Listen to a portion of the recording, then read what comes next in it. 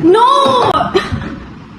Hey Zach, let me make some. Why are you crying? Beverly, you can't believe this right now. What happened? Liam Payne died!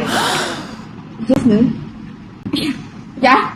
Well, I'm fine now. Well, do you wanna make some? Yes! I do know some stories about his death. Yeah, me too. Let's whip it up together! Hi everyone! Welcome to Whisk and Whispers. Where we whip up some true crimes and fill up our sweet cravings. We might even whisper some of the hottest news right now. I'm Beverly, by the way. And I'm Stephanie. And we're gonna be today's hosts. Cut.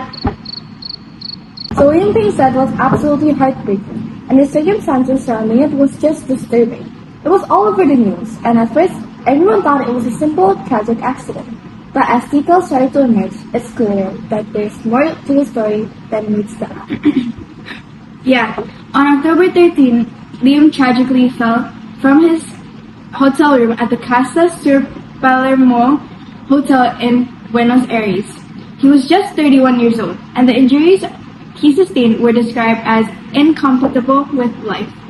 That alone makes it clear that it wasn't a casual fall, but it's the events leading up to that moment that makes this case so unsettling. Let's mix sugar in this big bowl. Do you hear what I said? Okay. No, I know. Oh, this is granulated sugar, and it's 120, 80. between them. There are clear signs that something wasn't right in the days leading up to his death. Liam has been in Argentina on vacation with his girlfriend, Kate Cassidy, but things took a strange turn after she flew back to Florida. Liam ended up checking into the Casa Sur Hotel, and there was some ambiguity about why he was alone. Some reports said that he was asked to leave his previous hotel. Why? We don't know. This is chocolate and butter melted together. Detail, isn't it? It's not often that high-profile people are asked to leave a hotel. It's strange, and I think it's hints that something might have already have been going on. Maybe emotional distress or other issues we weren't aware of at the time. Absolutely. Now let's talk about those final days because that's where the story gets more complex. So, just a few days before he died, Liam was hanging out with Niall Horan, his former bandmate from One Direction. They hadn't spoken in a while, and Liam even shared that they had some things to work through. He said, "We need to talk, no bad vibes," which implies there were unresolved tensions. There was a lot of internal conflict for him. We're gonna add in 4 eggs. Can you put it in the middle? Thank you. And it gets worse. So after Kate returned to Florida, Liam was alone. He checked into the hotel on October 10, but the timeline is a bit murky from there. On the night before his death, he was reportedly seen with 2 women in his hotel room. Local Argentina journalists have claimed that these women were key witnesses, but not suspects. Key witnesses, right.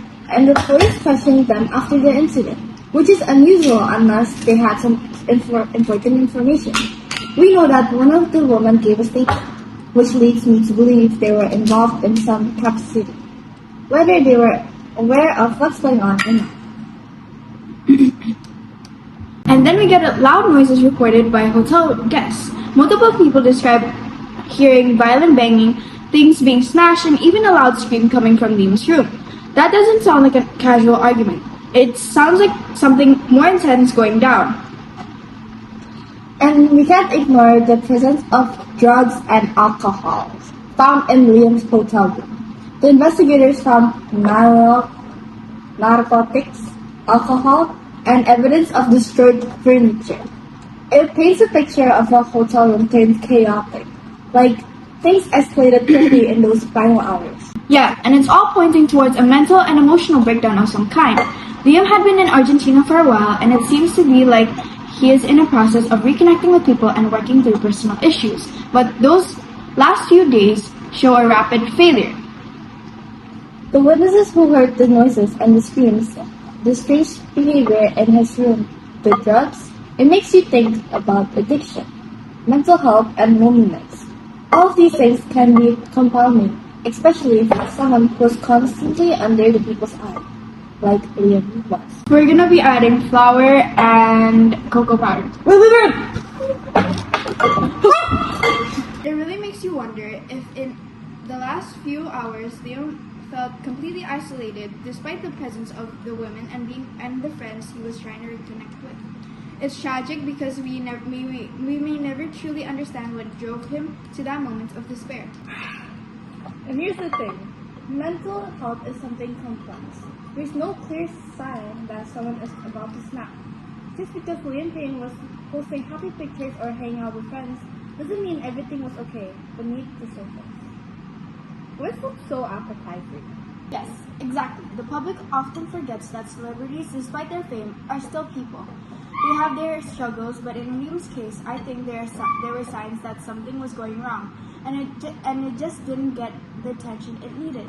It's incredibly sad that the outcome was so tragic.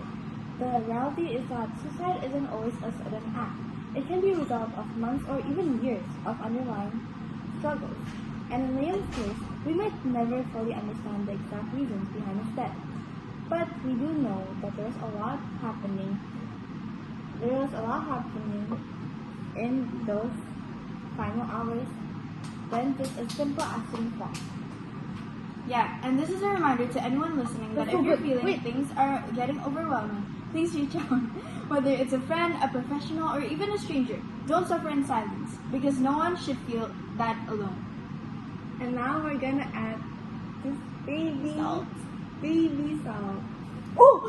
While Liam's passing is a loss to so many, it was a wake-up call for us to pay closer attention to those around us, to really see if they're okay. It's also a reminder that even when we think that we're doing okay, we need to check in on ourselves. It's not obvious when someone is struggling. Right, so let's make these brownies. Take a breath.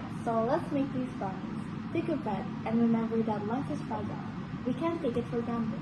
So, the moral of today's episode is that life is fragile, and the struggles people face are not always visible. If you and someone you know is feeling lost, don't hesitate to reach out. We're gonna put the brownies in this. Aww. Aww. We should name it.